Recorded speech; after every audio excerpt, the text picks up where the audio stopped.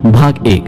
विपत्ति के समय काम आने वाले धन की रक्षा करें, धन से स्त्री की रक्षा करें और अपनी रक्षा धन और स्त्री से सदा करें। अर्थात संकट के समय धन की जरूरत सभी को होती है, इसलिए संकट काल के लिए धन बचाकर रखना उत्तम होता है। धन से अपनी पत्नी की रक्षा की जा सकती है। अर्थात यदि परिवार पर कोई संकट आए तो धन का लोभ नहीं रखना चाहिए, परंतु यदि अपने ऊपर कोई संकट आ जाए तो उस समय उस धन व स्त्री दोनों का ही बलिदान कर देना चाहिए।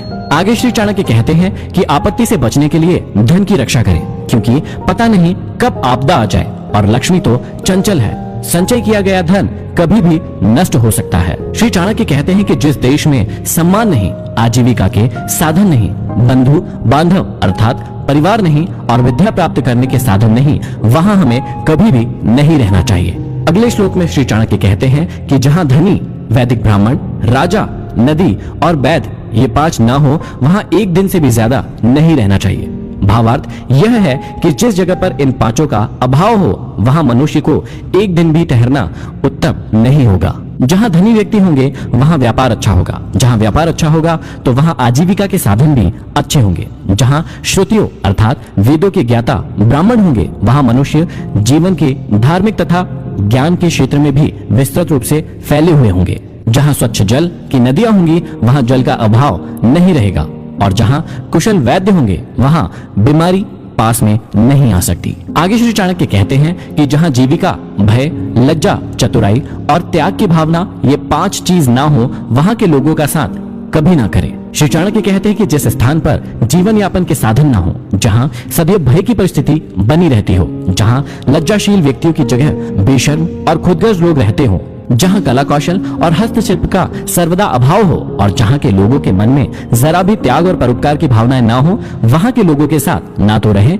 और ना ही उनसे कोई व्यवहार रखे। श्री चाणक्य कहते हैं कि नौकरों को बाहर भेजने पर, भाई बंधुओं को संकट के समय तथा दोस्तों को विपरीत परिस्थितियों में और अपने स्त्री को धन के नष्ट हो जाने पर परखना चाहिए, अर्थात उनकी परीक्षा लेनी चाहिए। चाणक्य ने समय समय पर अपने सेवकों, भाई बंधुओं, मित्रों और अपनी स्त्री की परीक्षा लेने की बात कही है। समय आने पर ये लोग आपका किस प्रकार साथ देते हैं या देंगे, इसकी जांच उनके कार्यों से ही होती है। वास्तव में संसार में मनुष्य का संपर्क अपने सेवकों, मित्रों और अपने निकट रहने वाली अपनी पत्नी से होता है। यदि ये लोग छल करने लगे तो जीवन दुभर हो जाता है।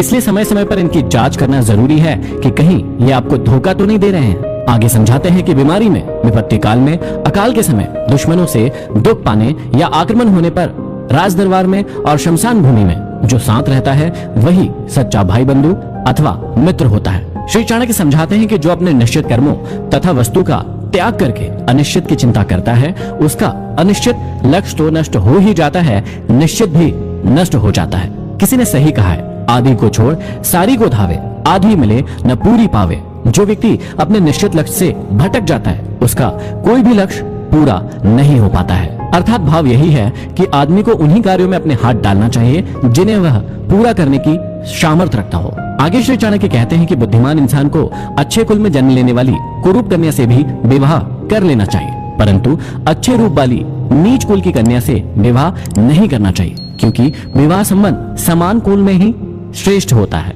लंबे नाखून वाले हिंसक पशु, नदियों, बड़े बड़े सिंग वाले पशुओं, शस्त्रधारियों, स्त्रियों और राज परिवारों का कभी भी विश्वास नहीं करना चाहिए। श्री चाणक्य कहते हैं कि पुरुषों की अपेक्षा स्त्रियों का भोजन दुगना, लज्जा चौगुनी, साहस 6 गुना और काम 8 गुना अधिक होता है। इन बातों का हमेशा ध्यान रखना चाहिए। यह था भाग 1।